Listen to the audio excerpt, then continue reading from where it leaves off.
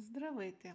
Аз казвам се Наталия и искам да ви кажа, че понеже сега работя без трудов договор, решила да преподавам русский язык. Както за начинающих големи, така и за деца. За сега имам доста материали. Честно казано, може да и за децата, кои още и нямат 4 години, за тях също е. Моят син, той сега е на 5 години, вече познава двата езика. Ние имаме доста материали, занимаем се.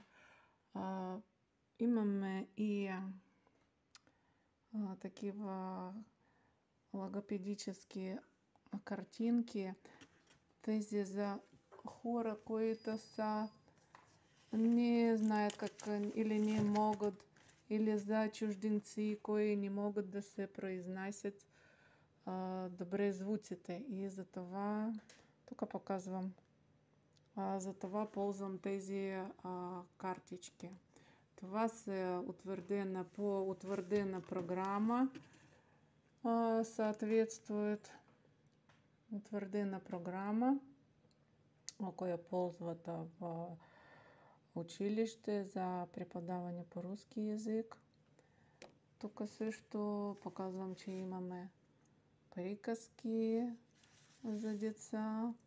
Имаме тук приказки, които трябва да се знае дете, кога отива на изпит в училище, в детска градинка. Имаме малко математика също. Така, искам да покажа тук още специално пособие имам. Логопедически буквар. Много е хубав. Тук вече е для кои напреднали, как да се чете за деца. Тук още на друга страна. Имам тук приказки. Какво тук няма? Има още тази